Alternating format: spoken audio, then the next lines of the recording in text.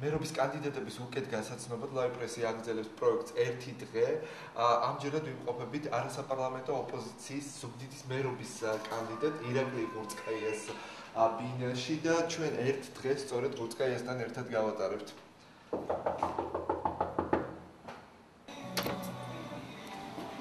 დილამშვიდობის. მე პარატავალ ლაი პრესიდან თქვენ ალბათ ირაკლის ერთად გამოტანებს ზე. სადაც ჩვენი რესპონდენტი გიორგი ირაკლი, გამარჯობა ირაკლი. პროფესორ წარმატებულ დილას გისურვებთ. ეთელიკა ჩვენ მამა ჩემი შალვა, მამა გამარჯობა.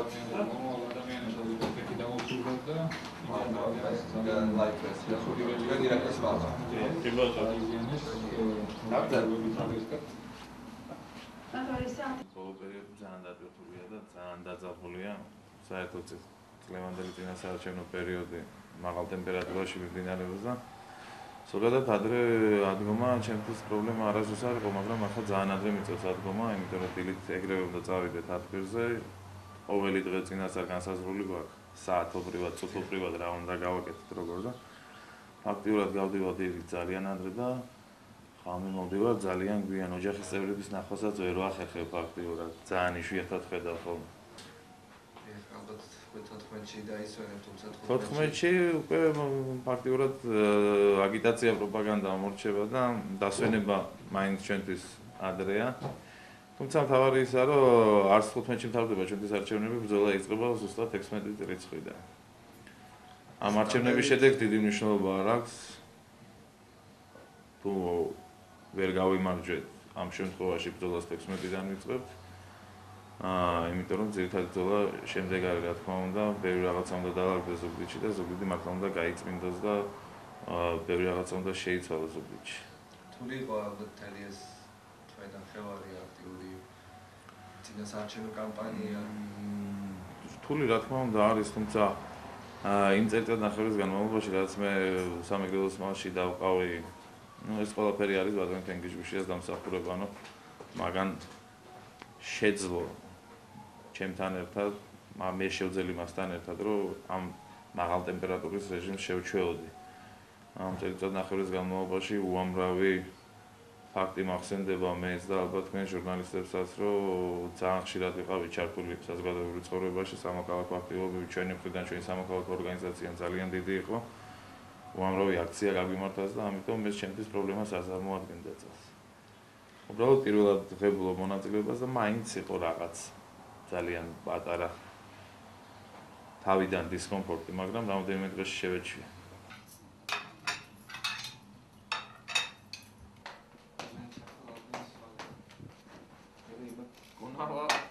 უნავას უნდა მოხდეს. იმ პერიოდში არ იყო, ახლა იმ პერიოდში რომ არ იმყოფებოდა, მაგის საბუთებს როგორ აკეთებდნენ ესენი კი იცის. აი ეს ოჯახი ახალას ჩვენებას ხიადერას. არ ძალიან ჭკვიანი, განათლებული. რა ვიცი. ეხლა შეიძლება მის ამ გადაწყვეტილებას ის თავკაცობაზე რამდენად რთული აღმოჩნდა თქვენთვის? ძალიან მოულოდნელი და რა ვიცი, სულ სხვა გეგმები ჰქონდა, ხო? სულ სხვა გეგმები ჰქონდა და არ მეკონა, არ ვიყავი, რომ ჩამოვედი დამხდა ესეთი ამბავი და გაუგნებელი რა ვიცი. საქართველოში არ იმყოფებოდა იმ პერიოდში, საერთოდ ჩემი წინასაარჩევნო კამპანიის პირველი ბაზარში მეთხრა მეორე დილას ვიღაცამ, სახლშიც არ უთქვიათ. დილას, რა ვიცი. ძალიან არ მეგონა თუ ესე გადაწყვეტდა და წასვლისთვის ემზადებოდა და ამერიკაში აპირებდით ასვასთან. კი, მივდივართ ახლა. ჩემი დისკურსი არის, რომ დასულიყავით აუცილებლად. ეს რომ მოხდა, რომ მივიღე გადაწყვეტილება, მე უცებ მივიღე. მალევე მივიღე გადაწყვეტილება და რო ჩამოვედი, უკვე რომ დაიწყო ეს წინასაარჩევნო მე რო კამპანია, მე რო დავრეგისტრირდი ეს დღეები, ჩემი საქართველოში არ იმყოფებოდა. რო ჩამოვიდა იმ დღესაც ფაქტიურად მე ხამე იყო და ხამე იყო ბიანი არც მიტყია და შემდგომ მეორე დღეს დამირეკა, როდესაც შტაბში ვიყავ. არც იცოდა თუ გადაწყვეტილება მქონდა. კი, შოკი იყო მისთვის რა თქმა უნდა, მაგრამ შერჩი მიდგას. რაც დავარია. მან მეორე შვილი სად იმყოფებოდა და საქმიანად გავაკეთე. ჩემი მეორე შვილი არის ამერიკაში. გათხოვდა, სწავლობს, მუშაობს. კარგ ადგილას და რა ვიცი, ქორწილისთვის ემზადებით. კი. ცოტა რთული ამბავია, მაგრიონით წასვლა. ანუ სავიზო რეჟიმი ჩვენთან გამარტივებაზე საუბარი ჯერჯერობით ადრეა, იმიტომ რომ დღესაც პრობლემას წარმოადგენს. იქით სიარული არა მარტო ხარჯებთანაა დაკავშირებული, არამედ სავიზო პრობლემები გვაქვს ძალიან დიდი. ყველას ვერ აძლევენ ვიზას, რატომღაც, ეს ამერიკის კანონმდებლობა ითვალისწინებს ამას საიმიგრაციო სამსახურებო. დრო არის ალბათ ცოტა რომ გამარტივდეს ვიზების ამბავი, თორემ ხალხს უკვე თეობით უწევს რიგში დგომა და ახლა პირველი ნაბიჯები გადადგმულია უკვე. ანუ ზუგდიდიდან შეგიძლია პირდაპირ სახლიდან შეგიძლია დარეგისტრირებული აპლიკაციაში ავსოს და პირდაპირ გასაუბრებაზე მეყიდა ეს წინ გადადგმული ნაბიჯია. მაგრამ სავარაუდოდ საკმაოდ 60% ეკუთვნის აძლევენ ვიზას, მეც არა. გამოტოვზია როგორ ბავშვი იყავი რა ქვია. ბავშვობისას ძალიან დინჯი და ჭკვიანი. ჭკვიანესი ბავშვობისას. სწავლობდა კარგად, მე არ მახსოვს მას რომ როდესმე 4-იანი მიეღო. ამის ნებისმიერი მისი მასწავლებელი მეგობარი ამხანაგი და დასტურებს, იმიტომ რომ იყო ძალიან რაღაც მიზანდასახული იყო. მე მაგ მისი ეხლაც შენახული ყიურები, ნაწერები მესამე კლასში რო იყო და რა ოცნებები ქონდა. გაოგნებული იყო მისი დაწყებითის მასწავლებელი იმდენად ისა და ვიცოდი რომ რაღაცა მაინც რაღაცას მიაღწევდა. იმიტომ რომ მას რაც შეუძლია იმის გამოხატვის ის არ აქვს ძალიან დიდი. არ არის ისეთი. ეხლა რაღაცნაირი არა. არ არის ისეთი, უფრო ჩაკეტილი. ღამე მახსოვს 3-4 საათამდე კითხულობდი, ხა 13 საათინოც ქონდა, რა თქმა უნდა, მაგრამ საწოლის ქვეშ სულ ეყარა ესე წიგნები.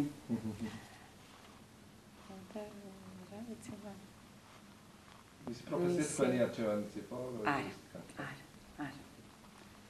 ეს ჩემი არჩევანი იყო. მესამე კლასში იყო, რომ ბავშვობიდან მე მდოდა, რომ საერთაშორისო ურთიერთობებიდან დიპლომატია მიზიდავდა ყოველთვის პატარაობიდან. მაშინ მე მქონდა მყარი გადაწყვეტილება, რომ ამ ხელს დავსულიყავი, თუმცა ჩემს პერიოდში მე როდესაც სწავლა დავამთავრე, ეს უკვე ცოტა რთული არ მოხდა, იმიტომ რომ არ არსებობდა საგარეო საქმეთა სამინისტროში არ სტაჟირების პროგრამები, არაფერი. თან მე მახსოვს უკვე მე რო დავამთავრე, უკვე ეს ნაციონალური მოძრაობის მმართველობის ხანა იყო და საერთოდ საგარეო საქმეთა სამინისტრო არის სამინისტრო, სადაც ერთ-ერთი ყველაზე პატარა კონტინგენტი ყავს, სტაფი ყავს. მან მოხვდა აღმოჩნდა ძალიან რთული.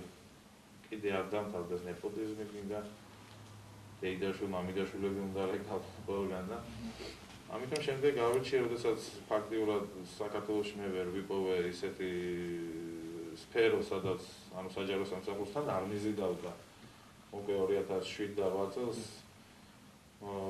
ქართულმა ხალხმა იგრძნო თუ როგორ შეიცვალა ყველაფერი, თბილი პატრული, რომელიც 2 წელიწადი მარტო მისავნებას და ყველაფერი კარგი სიტყვები მოდიოდა, მაგრამ შეიცვალა ძალოვნარი სტრუქტურები, აგრესიულები გახდნენ და უკვე ხალხმა იგრძნო როგორ მოუწაუჭირა ხელში ხელისუფლებამ. ამიტომ მეც არ მიზიდავდა საჯარო სამსახური და 2008 წლიდან ჩვეულებრივად ბანკში მუშაობდი.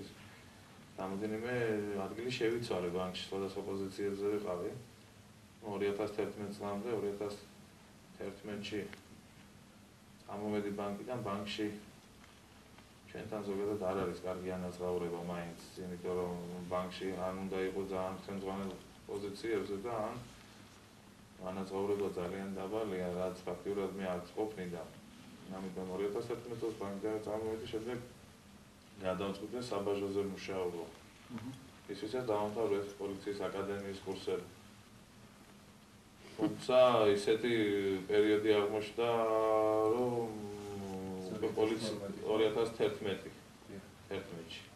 2011-ში ისეთი პერიოდი აღმოჩნდა, რომ სამსახურის დაწყება ამ კუთხით ჩემთვის მიუღებელი იყო. აქტიურად მესირწყვილებოდა კიდეც, რომ ამ კუთხით ამათთან ვერ დავიწყებდი ვერანაირად მუშაობა და 2012-ში აქტიურად ვიდექი, არც პარტიაში ვიყავი, არც პარტიაში არ ვიყავი. მაგრამ იმ ტირანიის წინააღმდეგ ბრძოლაში მონაწილეობას ვიღებდი მე ჩემს მეგობრებთან ერთად, რომლებიც ასევე არც პარტიაში არ იყვნენ, ამას მნიშვნელობა არ ჰქონდა. ჩვენ ყველა ერთმანეთს ვედექით გვერდში და ჩემ ბევრ მეგობარს 2012 წლის 1 ოქტომბრის არჩევნების დღეს საღამოს ბევრს ჩანთაც ჰქონდა ჩალაგებული, რომ უნდა დაეტოვებინა საქართველოს ძალიან ბევრს, იმიტომ რომ მე მახსოვს როგორი მუხარები იყო. წინაღამის დარეკვებიც. წინაღამის დარეკვებიც იყო, ამასაც შეგვიძლია ისიც თქვა, რომ არა მარტო პოლიციური ზეწოლა იყო, ზეწოლად იყენებდნენ ყველა ორგანოს საგადასახადებს, ფინანსურ პოლიციას, ეს უკვე ჩვენმა ოჯახმა იწვნია 2011 წელს. უბრალოდ თქვენ ბიზნესი ჩემს ოჯახს გავაჩნდა კერძო ბიზნესი გავაჩნია დღესაც და ეს ზეწოლა იწვნია ძალიან ათეულობით, ათასობით ჯარიმები იქნა დაწერილი და რომლის დადასტურებაც ვერ შეძლეს ვერანაირად და რომლის დადასტურებაც დღესაც ვერ ხერხდება. ანუ დღეს ეს განიხილება დავების საბჭოში და ალბათ ეს ჯარიმები უნდა მოიხსნას, რა თქმა უნდა. საიქნებოდა თქვენთვის სასურველი პროფესია, ირაკლის აერჩი დაგსურდა. მას რაც უნდოდა ეს დიპლომატობა უნდოდა, ამდენი წელი ისწავლა, სხვათა შორის კარგად დაამთავრა ყველაფერი და მინდოდა რომ რაღაცა უფრო სხვა რაღაცისთვის მიეღწია. ჯერ ყველაფერი წინა. რაც ნახოთ. წავა ეხლა იქ გააგრძელებს სწავლას იქაც და იქნება რაღაცა ალბათ. კვალიფიკაციასაც ავიმაღლებ დაწერილი. იქნება ალბათ იმის შესაძლებლობა და შანსები. თუ მომეცა იმისი დრო და ის აუცილებლად წავალ იქაც ავიმაღლებ კვალიფიკაციას და ამ პროცესში ჩავევი და ამ პროცესზე მე აქტიურად გავყვები აზრი, უკვე პირველი ნაბიჯები გადადგმულია და უკან დასახევი გზაც არ არის, დასახევი გზაც მარტო ჩემთვის არ არის, იმიტომ მე ჩემთვის მართლაც ახლა ისეთი სიტუაცია რომ ზუგდიდში ზუგდიდის მერის ხელფასი მე არანაირად არ მხიბლავს. ახლა მედივარ ჩვენთან შტაბში, სადაც ყოველ დილით მართავთ თათბირს, გეგმავთ დღეს, შემდეგ დღეს. დღეს ძალიან მნიშვნელოვანი დღე გვაქვს. დღეს ჩამოდის ჩვენი კახა კუკავაც ჩამოდის ბატონი კახა და რამოდენიმე შეხვედრა ექნება ბატონ კახას, ჩვენთან ერთად დაესწრებით ალბათ ჩვენ მუშაობის პროცესაც გაეცნობით, როგორ მუშაობთ. რაც შეეხება ზუგდიდს და მის ქუჩებს, როგორ ფიქრობთ? ზუგდიდს და წყობაზე ვიცით რომ იგივე კანალიზაციის პრობლემა, წვიმის დროს იტბორება ქუჩები.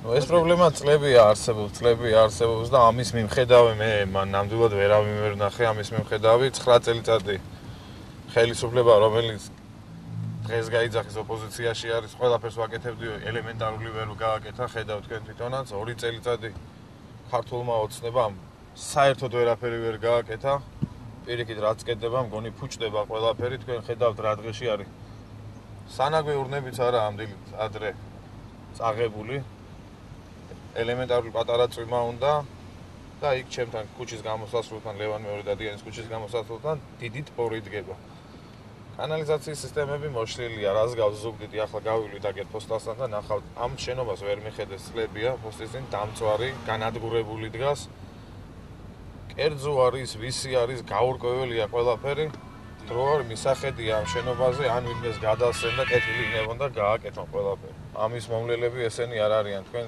ხედავთ აქ რა სიტუაცია სირცხვილია ზუგდიდში ეს არ უნდა იყოს ეს უკვე 20 წელიწადზე მეტია ზუგდიდში ასე დგას ეს შენობა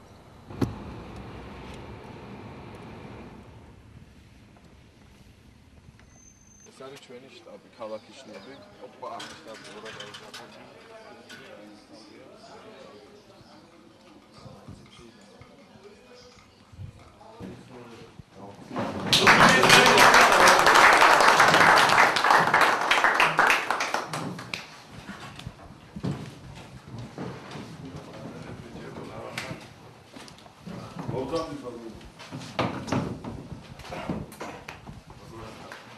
კარგით, ირაკლის დროს გაუფრთხილდები როგორც ყოველთვის და ამიტომ ძალიან სწრაფად მივიღოთ გაწყვეტილებები.